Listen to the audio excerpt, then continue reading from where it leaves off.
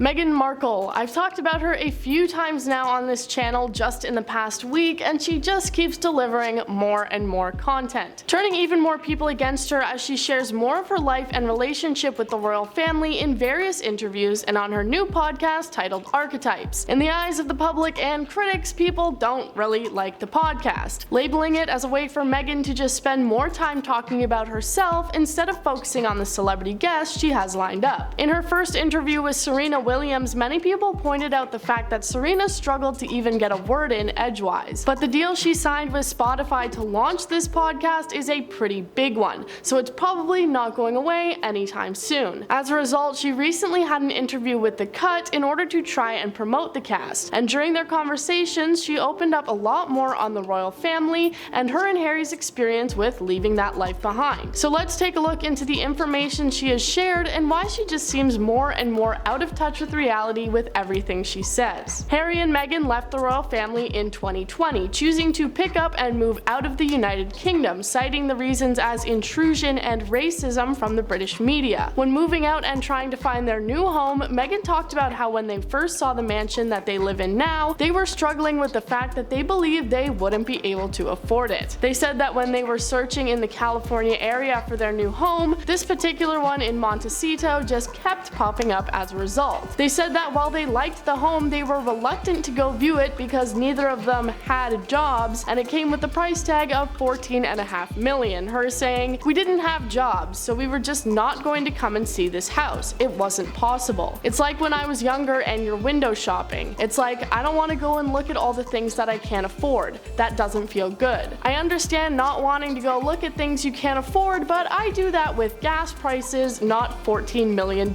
mansions." Instead of looking at something cheaper though, they decided to just do everything they could to afford the home, because it, quote, "sparks feelings of joy and calm and is apparently very healing and makes you feel free." Meghan, just say you wanted the mansion to feel rich and fancy, you don't have to spin it as some sort of necessary therapeutic retreat. The house has 9 bedrooms and 16 bathrooms, which means you can use a different bathroom every day for over 2 weeks. Definitely a necessity. Maybe I'm just extra bitter about this because I live in the city and the state of Toronto rent and housing is just absolutely abysmal. While she talked about their newest home and how tragic it is that they could barely afford it, Meghan also opened up about the current state of her and Harry's relationship with the rest of the royal family. They said that everything between them is still pretty rocky, but alludes to the fact that she has forgiven them for any of their transgressions, saying, "I think forgiveness is really important. It takes a lot more energy to not forgive, but it takes a lot of effort to forgive." She also hangs a carrot from a stick and tries to lay clues that there's a lot more that went on behind the scenes that we aren't aware of,